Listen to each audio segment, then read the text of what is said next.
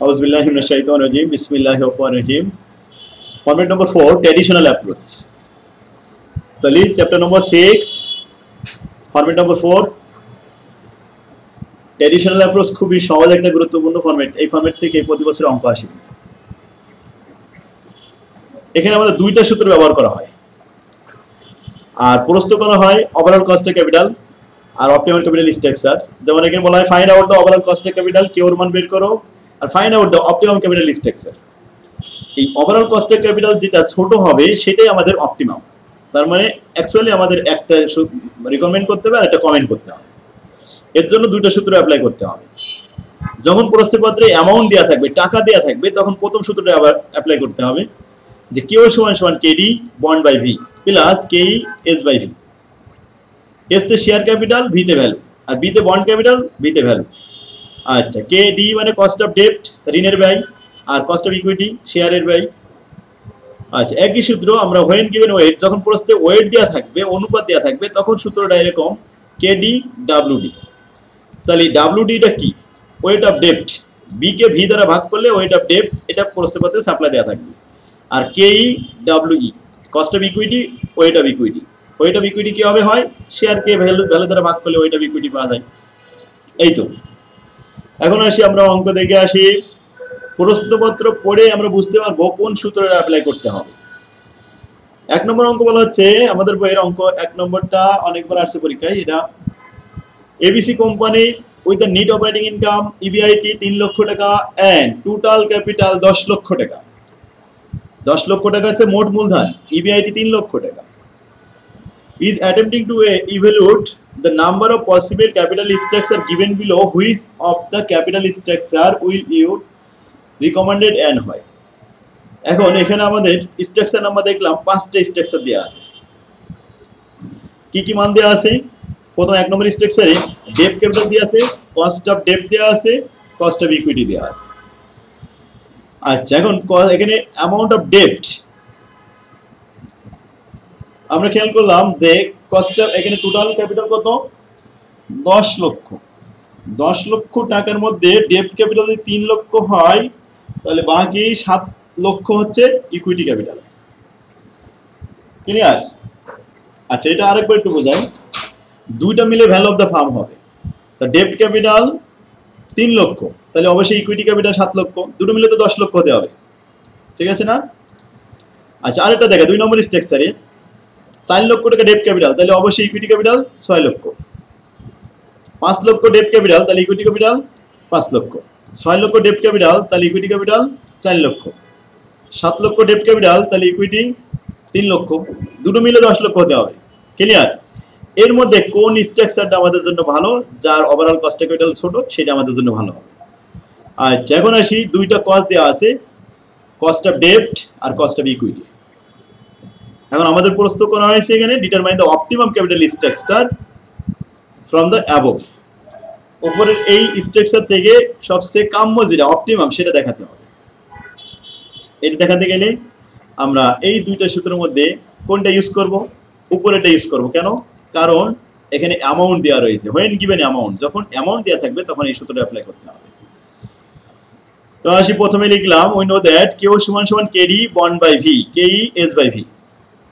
Structure নম্বর 1, কেও প্রথমে কেডির মান এখান থেকে নিতে হবে 10%, আর কেই 12%।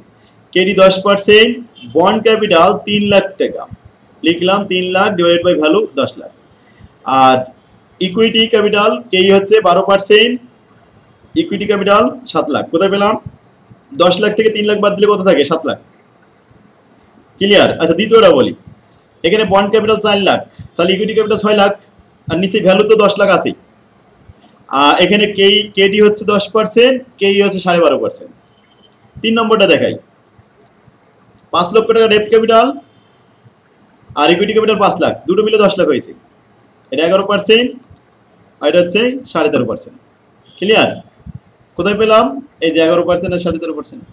4 নম্বর স্ট্রাকচার 6 লাখ, তাহলে 6 লাখ আর 4 লাখ 10 লাখ। এই 12% আর 15% এখান থেকে নেওয়া হলো। তারপরে লাস্টেরটা 7 লাখ আর 3 লাখ, এটা হচ্ছে 7 লাখ আর 3 লাখ হচ্ছে রিমাইনিং, তাহলে 7 লাখ আর 3 লাখ মিলে 10 লাখ। আচ্ছা, রেটটা দেখালাম 14% আর 16%, 14% এবং 16%। এখন আমরা ক্যালকুলেশন করব। প্রথমে ব্র্যাকেটের কাজটা আগে করতে হবে। ব্র্যাকেট 3 লক্ষ টাকাকে 10 লক্ষ দিয়ে ভাগ করলে 0.3 হয়, 10% ইন্টু 0.3, প্লাস 7 লক্ষ টাকাকে 10 লক্ষ দিয়ে ভাগ করলে 0.7 হয়, তাহলে 12% ইন্টু 0.7। তো 10%কে 0.3 দ্বারা গুণ করলে 3% হয়, আর 12%কে 0.7 দ্বারা গুণ করলে 7 বরং 84, 8.4 হয়। এই যোগ করলাম 8 আর 3 11, 11.40%। অ্যান্সার শেষ। সেম এইভাবে প্রত্যেকটা অ্যান্সার করতে হবে।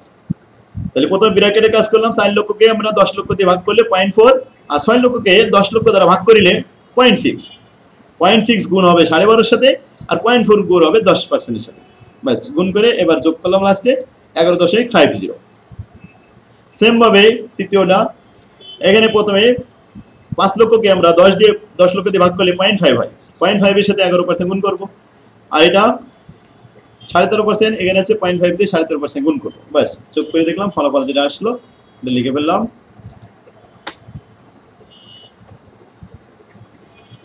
$12.25 অ্যান্সার হয়েছে। ক্লিয়ার? এরপরে প্রত্যেকটা তো একই, এখান থেকে আমরা অপটিমাম বের করব। অপটিমাম হলো কাম্য, কাম্য মানে প্রত্যাশা, প্রত্যাশিত। আমাদের কাম্য হলো যেটা সবচেয়ে overall com, cost of capital যেটা কম সেটা আমাদের জন্য ভালো। 5টার ভিতরে দেখেছি এখানে প্রথমে আসছে 11.40, 11.50, 12 মানে 11 থেকে বেশি হয়ে গেল, বড় হয়ে গেল, 12.25, 13, এটা তো আরো বড় হয়ে যাচ্ছে, 14, এটা আরো বড় হচ্ছে। সুতরাং সব থেকে ছোট হচ্ছে এখানে ফলাফল 11.40। 1 নম্বর স্ট্রাকচারটা আমাদের জন্য অপটিমাম হয়েছে। লিখলাম capital structure number 1 is the optimum capital structure because their cost of capital is lower than any other structure. Clear? সবাই বুঝতে পারছি আশা করি। তাহলে স্ট্রাকচার আরেকটা দেখাই। 2 নম্বরটা কি বলা হচ্ছে? The Green Team Limited going the declared the most desirable capital structure of the company, various level of the debt equity mix. Debt equity দেয়া হলো, mix করে is given বলে নিচে দেয়া হলো। Debt capital as a percentage of total capital employed. মোট ক্যাপিটালের debt capital percentage অনুযায়ী এত পার্সেন্ট। যেমন প্রথমে এ অপশন debt capital 0%, তাহলে equity capital 100%। debt capital 10%, equity capital 90%। debt capital যদি হয় 15%, ইকুইটি ক্যাপিটাল হবে 85%।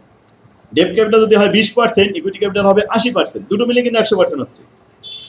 debt capital 30%, তাহলে equity capital 70%। debt capital 40%, equity capital 60%। debt capital 50, ইকুইটিও 50। তাহলে এটা কি পার্সেন্টেজ দেওয়া আছে? অনুপাত, ওয়েট। এখন এই 10%কে আমরা 0.10 ধরবো, তার মানে এখানে যদি 0.10 ধরি তাহলে ইকুইটি ধরবো 0.9। ক্লিয়ার? এটা যদি 0.15 ধরা হয় তাহলে 0.85 মানে 85, এভাবে ধরতে হবে। কস্ট অফ ডেপ্টের মান দেওয়া আছে, কস্ট অফ ইকুইটির মান দেওয়া আছে। ডিটারমাইন দ্য অপটিমাম ডেপ্ট equity mix for the company by calculating composite cost of overall cost of capital.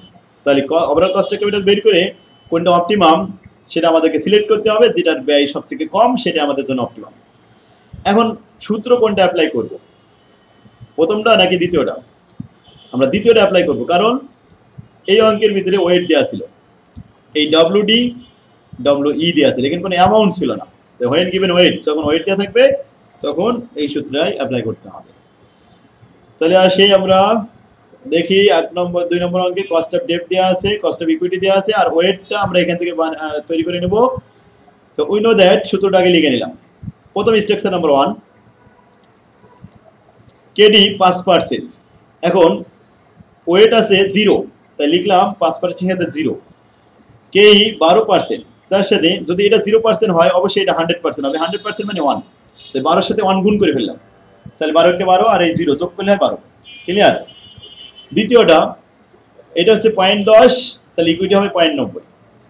তাহলে 5%-এর সাথে 0.10 গুণ করলাম আর 12%-এর সাথে 0.90 গুণ করলাম। ক্লিয়ার? 90 আর কি, এই ফলাফল।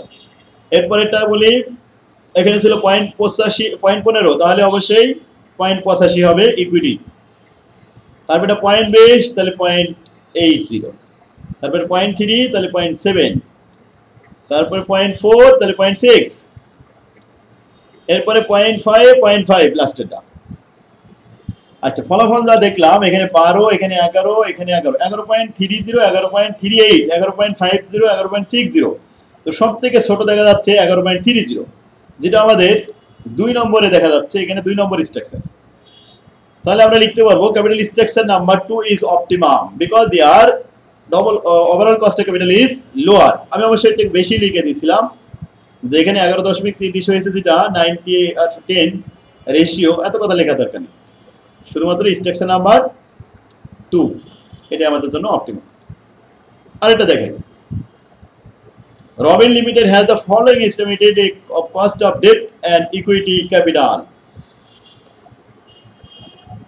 At various level the debt equity mix এখানে দেয়া আছে as a percentage of total debt capital। এখন debt capital হলো টোটাল ক্যাপিটালের 0%, মানে 0%, 10%, 20% কি আগেরটার মতন আছে। তাহলে এটা হলো W of D, এখানে সে ওয়েট অফ ডেট হচ্ছে 0, তাহলে ওয়েট অফ ইকুইটি হবে 100%, মানে 1। ওয়েট অফ ডেট হচ্ছে 0.10, তাহলে ওয়েট অফ ইকুইটি হবে 0.9। ওয়েট অফ ডেট আছে 0.2, তাহলে হবে 0.8। ওয়েট অফ ডেট আছে 0.3, ওয়েট অফ ইকুইটি হবে 0.7। এভাবে আমরা 7টা স্ট্রাকচার দেখালাম, এর মধ্যে যেটা ছোট সেটা আমাদের জন্য অপটিমাম। এরপরে 4 নম্বর অঙ্ক যেটা, এটা 7 সালে আসছিল, ডেট আছে, ইকুইটি আছে, অ্যামাউন্ট দেওয়া আছে 5 লাখ আর 1 লাখ, 6 লাখ। এটা যদি অ্যামাউন্ট দেওয়া আছে তাহলে অবশ্যই আমাদের ওই প্রথম সূত্র অ্যাপ্লাই হবে এটা, ঠিক আছে। Share capital V value of the firm, এটা cost of equity share by V S by V, আর এই cost of debt B by V. আচ্ছা, বি হচ্ছে ডেট হচ্ছে এই লাইনে, আর ইকুইটি হচ্ছে এই লাইনে। কস্ট অফ ডেট হচ্ছে এটা, আর কস্ট অফ ইকুইটি হচ্ছে এটা। মান তো সব দেওয়া আছে, এখন শুধু বঢ়াই দিতে হবে। প্রথমটা দেখা গেল যে ভ্যালু আছে 6 লাখ, তার মধ্যে ইকুইটি 1 লাখ, তো 1 লাখ ভাগ 6 লাখ, আর ডেট 5 লাখ, তো 5 লাখ ভাগ 6 লাখ। আর রেটটা তো ডেপ্টের রেট আছে 8%, ইকুইটি রেটটা আছে প্রথমে 10%। ওকে, পরেরটা দেখা গেল 2.5 লক্ষ টাকা ডেট ক্যাপিটাল আর 3 লক্ষ টাকা ইকুইটি ক্যাপিটাল, তাহলে 5.5 লক্ষ টাকা হলো value of the farm. Value of the farm দেখা দিলাম 5.5 লক্ষ টাকা, ক্লিয়ার। তাহলে এখানে আছে ইকুইটি 3 লাখ আর ডেট 2.5 লাখ, এর সাথে আমাদের গুণ হয়ে গেল, বাস। ওকে, পরেরটা দেখা গেল ডেট 1 লাখ, ইকুইটি 4 লাখ, 4 আর 1 5 লাখ, তাহলে 5 লাখের মধ্যে ডেট ইকুইটি আছে 4 লাখ, ডেট আছে 1 লাখ। ওকে, এর মধ্যে যেটা ছোট সেটা আমাদের জন্য অপটিমাম। তাহলে সবাই বুঝতে পারছে আশা করি। এই দুইটার বাইরে কোনো সূত্র নেই। ওয়েট দেওয়া থাকলে আমাদের দ্বিতীয় সূত্র ব্যবহার করতে হবে, আর অ্যামাউন্ট দেওয়া থাকলে প্রথম সূত্র ব্যবহার করতে হবে। এখানে অ্যামাউন্ট দেওয়া আছে, তাহলে প্রথম সূত্র ব্যবহার হবে, এই যে share capital bond capital. Clear? এখন সবাই বুঝতে পারছে? আশা করি পারবে সবাই বুঝতে, ইনশাআল্লাহ। এখানে ডেট ইকুইটি রেশিও দেওয়া আছে, ডেটের পার্সেন্টেজ দেওয়া আছে, তাহলে কোন সূত্র ব্যবহার হবে? 2 নম্বর সূত্র ব্যবহার হবে।